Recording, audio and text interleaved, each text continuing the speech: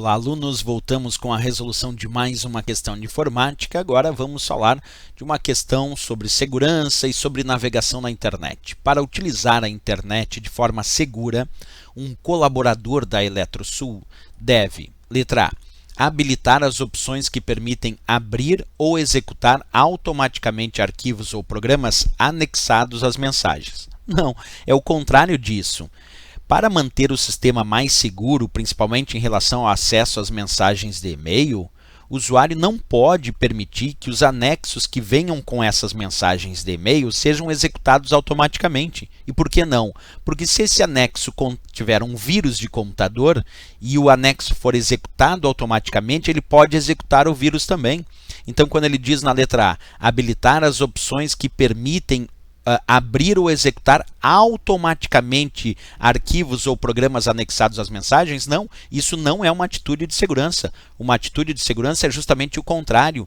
Quando eu recebo uma mensagem de e-mail, eu não posso permitir que o sistema de e-mail execute ou abra automaticamente os anexos. Porque se eu permitir isso e esse anexo tiver um vírus de computador, ele vai estar executando o vírus de computador também. Então eu tenho que primeiro verificar se aquela mensagem de e-mail é uma mensagem de uma fonte confiável, e aí sim, verificando isso, aí eu vou executar aquele anexo. Mas se eu não sei se é de uma fonte confiável, eu não posso deixar o sistema de e-mail automaticamente executar aqueles arquivos em anexo. Portanto, letra A é incorreta para a segurança. Letra B. Evitar usar criptografia para a conexão entre o leitor de e-mails e o servidor de e-mail do provedor. Não. Observa, quando a gente pensa em segurança, o principal elemento dessa questão é a segurança. Quando eu quero aumentar o nível de segurança, eu tenho que criptografar os dados. E a letra B disse evitar usar criptografia. Não, para a segurança se recomenda usar criptografia nas conexões, principalmente no envio e recebimento de transações eletrônicas, mensagens ou ainda tráfego de dados entre uma rede. O ideal é que esses dados estejam criptografados, porque isso garante o sigilo e garante a confidencialidade da informação. Então, se o desejo é aumentar a segurança, o ideal é criptografar, e a letra B disse evitar criptografia. Letra C.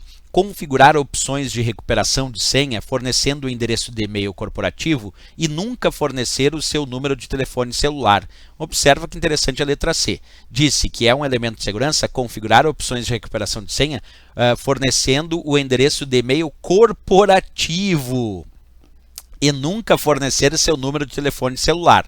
Aí vamos pensar. A ideia de recuperar uma senha é algo pessoal. O ideal é que, se tu quer recuperar uma senha, por exemplo, do sistema de e-mail, que tu dê um outro endereço de e-mail, de preferência um e-mail pessoal, que só aquele usuário tem acesso. Porque então a recuperação de senha vem para o teu e-mail pessoal. E não só isso, como ali diz assim, e nunca fornecer o seu número de telefone celular. Não, claro, pode fornecer para o método de recuperação para que seja enviado para ele. Então, errado ali a descrição da letra C. Depois a letra D, utilizar conexões seguras sempre que acessar o webmail e configurá-lo para que, por padrão, sempre seja utilizada a conexão segura HTTP SSL. Primeiro ponto aqui importante. Quando o usuário vai acessar um sistema de webmail, não é ele quem define se ele vai usar HTTP ou HTTPS. Não, é o provedor de e-mail que tem que oferecer acesso àquele sistema de webmail via HTTP, que não tem criptografia, ou via HTTPS, que tem criptografia. Então não é uma decisão do usuário, como descreveu a letra D, utilizar conexões seguras sempre que acessar o webmail e configurá-lo para que, por padrão, sempre seja utilizada a conexão segura HTTP SSL. Não é o usuário que define isso. Quem vai definir como o usuário vai acessar aquele sistema webmail é o provedor de e-mail, que vai ofertar o sistema webmail ou usando HTTP ou usando HTTPS. Agora, o ideal é que o usuário dê preferência para acessar sistemas webmail que usem HTTPS, porque isso aumenta o nível de segurança, porque as transações vão ser feitas de forma criptografada. Então, dizer que isso é uma decisão do usuário está errado. E outro detalhe também é que o protocolo é HTTPS, que significa justamente a ideia de HTTP e também o uso do SSL. Mas a ideia do protocolo em si é HTTPS, que usa SSL, usa TLS, entre outros sistemas para manter os dados criptografados. Errado a letra D. Letra E. Evitar acessar o webmail em computadores de terceiros. É verdade. O ideal para a segurança é evitar acessar o teu sistema webmail em computadores de terceiros. Vai que fiquem alguns resquícios do teu acesso e aquela pessoa que usa aquele computador, aquele terceiro, possa acessar o teu webmail. Então, evitar acessar o webmail em computadores de terceiros é uma atitude de segurança.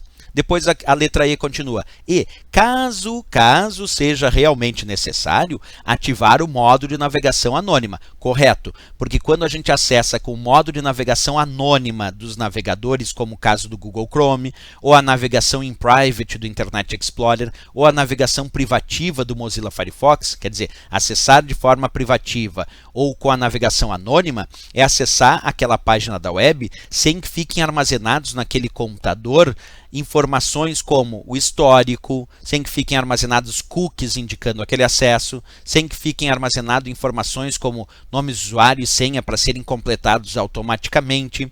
Então o ideal é que se tu tem que acessar o teu sistema webmail usando um computador de um terceiro, de uma outra pessoa, acessa através da navegação anônima do Google Chrome, a janela anônima, ou da navegação in private do Internet Explorer, ou da janela privativa do Mozilla Firefox. Até vamos fazer isso aqui na prática, quer ver? Observa comigo, ó. Está ali o meu Google Chrome, meu navegador.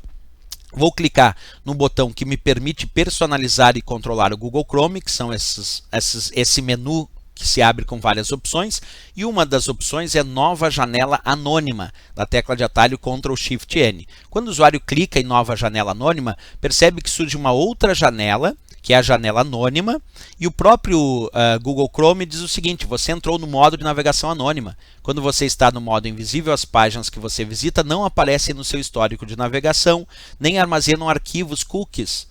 Mas os downloads, claro, esses vão ser armazenados. Mas é interessante que navegar de forma anônima significa acessar uma página da web sem que ela fique marcada no histórico daquele computador, sem que fiquem arquivos de internet temporários indicando que tu acessou e sem que fiquem cookies indicando aquele teu acesso. Então, se o usuário tem que acessar o sistema webmail através de um computador de um terceiro, o ideal é que ele acesse esse sistema webmail usando a navegação anônima aqui do Google Chrome, e se for de outros navegadores, aí depende de cada navegador o nome desse recurso. Por exemplo, no caso do Internet Explorer é a navegação in private. No caso do Mozilla Firefox é a janela privativa, mas basicamente é o mesmo recurso. Então, nesse caso aqui, para aumentar a segurança, o ideal é a letra E de Equador mesmo. Se tem que acessar o e-mail com um computador de terceiro, ativa a navegação anônima. E de Equador a resposta correta para essa questão. Certo, pessoal? Se gostou do nosso vídeo, não esquece, marca gostei e também se inscreve no nosso canal. Até o próximo vídeo, bons estudos!